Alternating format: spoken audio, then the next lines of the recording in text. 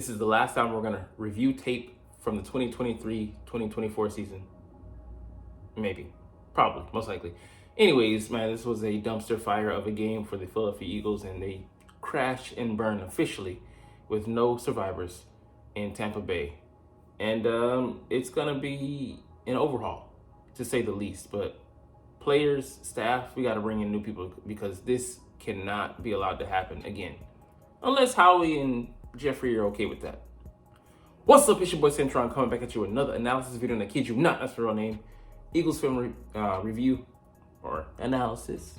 This team needs a lot of speed added. That's for damn sure. Or just put on the field. But we'll get into that later. This shouldn't have happened. All right. Yeah. Brutal, but you knew it was coming, especially on offense. On defense, with the way they had been playing over the past several games, 2 months, really. So the switch killed it off. It killed the spirit of this defense and officially sent them to an early grave. And they were just dead men walking. That's it. Yeah, we don't have an idea what's going to happen with Sirianni. I think he's going to stay on. This is going to be his last year, barring a phenomenal turnaround. But he's going to have to make changes on both sides of the ball. But definitely the defensive side, they're going to bring in people, staff. And a lot of the position coaches might actually be gone as well. Definitely linebackers coach, they're not coming back. But we will see. But this play here, we blitz 5.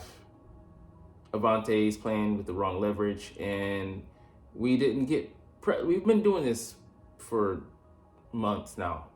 Since the beginning, we haven't been a good blitzing team here for a while. We don't disguise well, and they're not very effective. You know, the outlier was the Commanders game when Nick Morrow got 3 sacks. Some of them were like coverage / coverage sacks, and ones where he actually got pressure and there was someone else. So it was an assist, basically. He was a cleanup guy. Anyways, let's look at Avante here. So the shift is coming over. He comes and he plays the outside leverage. But, bro, nobody's helping you on the inside. The safety is deep. So what were you? I mean, he doesn't play safety. He's a corner by trade. And this was emergency purposes because Reed Blankenship wasn't out there. But your leverages, man. That's basic stuff. And we're messing up on the, beyond the basics. Look all out of sorts. So it makes sense, man. Just the chaos, the pandemonium going on inside the building, but not on the field, has seeped out, leaked out, entered every crevice of these players' beings, and they are thoroughly confused, lost, misguided, mismanaged, and not equipped to do the job. So,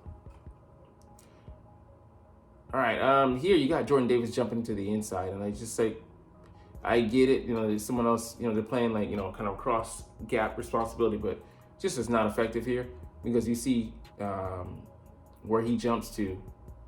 Like they're in the same gap. But again, the outside leverage or just this, the play design. I would blame the play design on that because we rush 5 and then putting him in that position with him being a fill-in safety. And then for this one, coaching. Yeah, there's no way you believe that he's coached to jump in another gap. And theoretically, you believe that, but leaves the C gap unblocked. But you gotta believe that's by design. That's what the coaches wanted. Why? I could not tell you. And here, just fundamentals. James Bradbury, go out there and make a fucking tackle, bro. Bam. And then, why are you going outside? So they're playing individualistic. He's believing that he's got to save the day.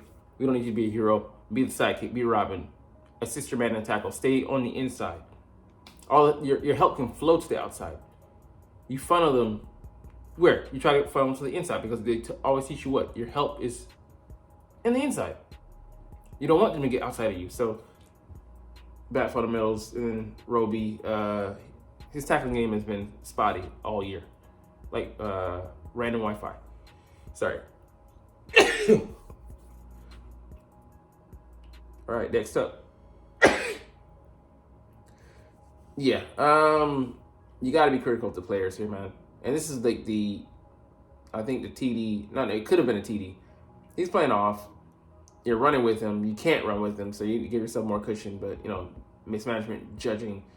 He's fortunate that Mike Evans dropped that, and that was one of 6 drops they had in the first half, so like a playoff record already, and they hadn't even put the second half. If they put together a more complete game, we would have been looking at maybe a 40 or 50 burger put on us easily, with the way we were playing, inept on offense, not able to score points, and defense not able to stop anybody. That combination put together equals pandemonium. So, he has safety help, but okay, cool. But James Bradbury is not a man corner; he's his own corner. So if you're not gonna allow him to play to his strengths as well, like, and him being limited and potentially slipping physically this year, what are you asking him to do? All right, again, with the 5-man rush, don't get there. And Avonte Maddox is covering the running back. And we have so much confusion on this defense. He does what? Runs right into it, bam, takes our man out. Perfect rub route. And then nobody can get a hand on him here. We just let the guy run scot-free into the end zone, and Avonte comes back into the play, back into the scene, and he takes out his own guy. Just the final piece de la resistance. You can't coach up that kind of train wreck. You have to ruin things for that to happen, and it just speaks to the level of ineptitude that they have infused within this building, that it permeates everything and anything that we do on that unit, and offense as well. It just goes to show you that something truly is rotten and stinking inside that building. And they got to get it out if they want this not to happen again. I don't know if that's something they want. I think that right now they're still in the we know better than everyone else phase. And until you face facts, reality, keep living in delusion. Like I said, you want to become the Cowboys East? We will become that. And I'll cheer for the players, and I'll try to find insights, little reasons of positivity here and there. But I'll be honest and be like, this team is eternally going to suck because of reason A, B, C, and D. Yeah, they can't ignore the linebacker position, but they will continue to do so. They will continue to put the fucking bare minimum that they can. I was surprised when they drafted Nakobe Dean actually in the 3rd round. I was like, we're spending that high of a pick, a starter pick on linebacker.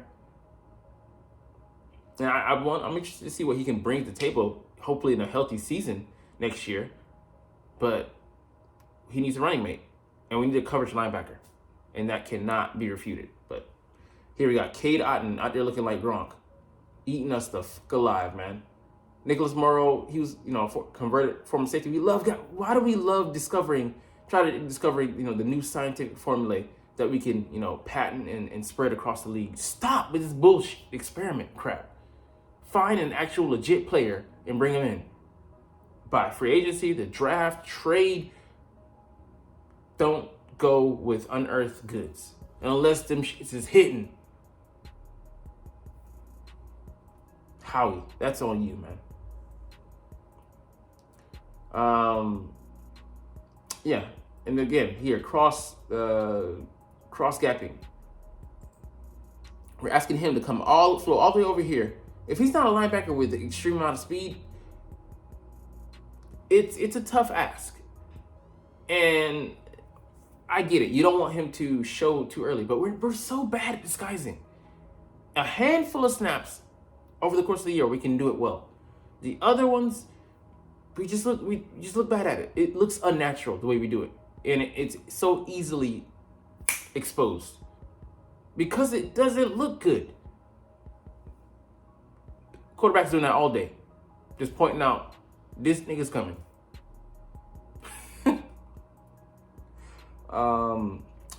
I do think BG deserves another year. But with the financial constraints, I could see him not being back. I want him back for another year because he just brings the energy. Here he is on the interior, same as Super Bowl, playing out over that guard.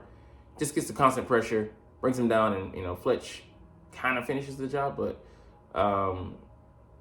yeah, man, if he can come back as that fourth guy coming off the bench, because we're gonna have him, Nolan, Hassan, Josh Sweat, and we need more. I'd say for me, we need 2 more guys that at least are bodies there.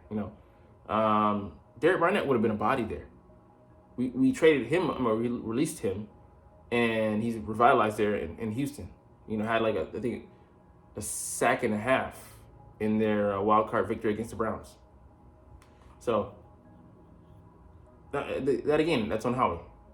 I think we bring in a guy to replace Brandon, be the eventual replacement. I would love Chop Robinson. Just a thought. And Nolan Smith, yeah, we never got to see what he truly could do. He just wasn't trusted by Sean Desai, and I get that, but at some point you got to throw the guy out there and let him figure out on the job. It's preferably early in the season because that's when you're able to play around with things. And yeah, how much do you want to, tweak with that 10-1 record? But we showed out. We showed. Gosh, I can't even speak now.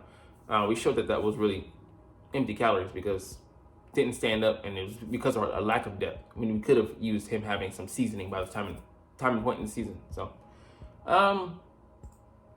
yeah, you see him top of the screen coming off the edge, uses his speed to blow by it. I mean, like, put him in obvious pass rushing situations. Just if you got limited snaps like that, cool. They know what he's coming on the field for, cool. But make sure put him in a position where it's hard for them to stop him. It plays it to our strengths and setting it up where he can just worry about using it because he's limited right now. He doesn't have many tools. Speed rush and maybe a few moves off of that, maybe 1, maybe 2. But this offseason, I hope that he learns to have an array of pass rush moves and tries to add some muscles to that frame and add some counters. If he does that, man, if he just adds 2 counters, even 1, to go off of the speed rush, to both convert power to speed and speed to power, man. So we'll see. Milton Williams has been a bright spot. He's played pretty well. Had the sack here against the guard. Sorry, I wasn't able to see that. Got to run it back. He just swims, gets over the top, and gives Baker no room to breathe. And it was one of the bright spots. And yeah, D-line, as the game got later, second half, they started to heat up. At that point, it was too late. Our offense just gave up because we weren't giving them anything. You gave them etch-a-sketch plays. Get them trash-ass plays out here, man. And yeah, this is the last one. You can just see the speed lacking. And I get that, man, but Bradbury, again, just has to make a tackle. Wasn't like he was going like full throttle, like, bro, what are you doing? And then he's like jogging. I know that you're probably not going to catch up, but you got to run harder than that. And then no one else is able to corral him. Just a perfect play by a player that we should have drafted in the 6th round instead of drafting Tanner McKee. This guy runs a 4.3, like a 4.33, same as DK Metcalf. Not same size, I get that, but we could have used that infusion of speed, and especially moving forward. Now we're going to have so many free agents at wide receiver. We only have 2 really guys there. So, anyways, that's the year, and went out pretty sad. All right, anyways, other maybe positive, bright news for you. Jalen Carter makes the NFL All-Rookie team. No surprise there. He had 6 sacks. Earlier in the year, he was pretty impressive, but, he hit the wall. I would blame that more on our coaching staff not developing him more, not calling him out on some of the stuff he was doing, taking plays off, or just, sloppy technique. Needs to be better with that. But I do believe that, if he works on some things, also some counters, and what he was able to do in his rookie year. We're talking about at an earlier point in this year, not him being a good rookie, him being a dominant player for, regardless of age or experience. So he has a high ceiling there. I'd like to see him reach it. All right, Travis Kelce here saying his brother may not be done. Still has some football left in him if he wants it, and that's the key part. What does Kelce feel like? Because the last couple of years running, he's been on the precipice of retirement. Just considering it going into the offseason every year, and it was he went on a Super Bowl run last year, and it's very taxing on him coming back to to this travesty. And why would you want to come back if there's no hope? If you're not seeing strong signs that there's going to be reason for you to come back. And then just he's already been there, and just tough. I do believe that he's retired, or at least at the very worst leaning towards retirement, because he was just so emotional in this time. Maybe it was a frustration, and maybe everything built up to that point, but hadn't seen a goodbye like that to end the season. That being said, there's still a chance, like his brother said, he can still play at a very high level, and just haven't seen. He hasn't come out and say it yet. So maybe he's letting everything calm down, the emotions play their course, get it out in the system, and then make a sound decision with a sound mind. But I think he's done. But hey man, either way, support you at what you do. Let's watch you go to new heights. See what he did there. All right, let's close out the day with this. It's way too early to talk about it, but draft. So a mock draft. Daniel Jeremiah, one of the NFL top media guys. We're picking at 24, I want to say. No. 22. All right, and they have us picking Tyler Guyton, senior O-tackle coming out of Oklahoma. So we went to the well once with Lane Johnson. Go back there again. I wouldn't be against it because Lane, we don't know how much longer he's going to play, but I would say it depends on how much we're looking at. Is our window still open? Because our window's still open. That the screen might be busted, the curtains might need addressing before we even get to the window. But I'd like to see them draft this guy here pick under. So pick before Chop Robinson. Yeah, he runs a 4.47, but he's got good size, 6'3", 255 in that Brandon Graham mold.